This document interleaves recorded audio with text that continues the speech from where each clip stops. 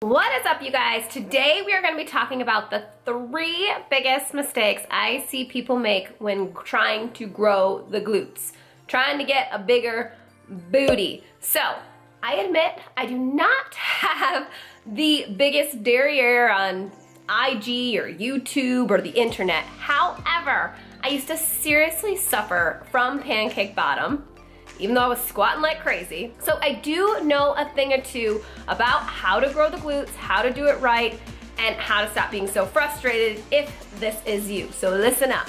Number 1, you are relying on squats for your glute work.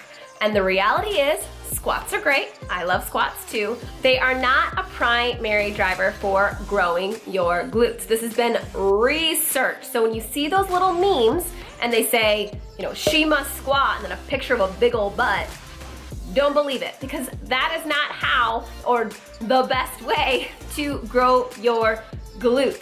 In fact, when back squats or squats in general have been compared to and tested against the king of booty building, which is the hip thrust wins every single time. It definitely elicits more muscle activity in your glutes than the squat. That doesn't mean you can't squat or don't squat. A squat doesn't elicit any muscle activity, but it should not be the primary, your go-to exercise for glute building. In fact, I actually work with a lot of women who have knee issues and we don't squat at all, and yet their butt still grows. So if you don't want to squat at all and you're focused on building the glutes, you can actually just kick that one to the curb altogether and do things like the hip thrust, the glute bridge, and some other exercises I'm going to show you after this, okay? So number 1 thing, stop relying on squats to grow your booty.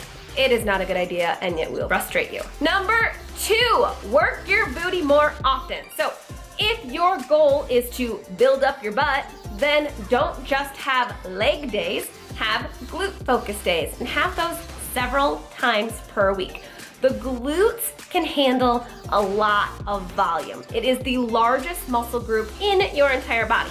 So you can actually have 2, 4, sometimes even 6 days where you actually target glutes. Now, this doesn't mean you're gonna be doing tons of heavy loads on your glutes. If you're gonna be doing like 6 days, it should be some heavy weights with bands and body weight. So it needs to be spread out. But you can work them more often, hit them several times per week in order for them to grow. And the last biggest mistake I see is, ladies, you are not eating enough food to fuel the booty to grow. So you are so focused on wanting to see abs or wanting to see this muscle or that muscle that you are not eating enough food to actually fuel your body in order for your butt to grow.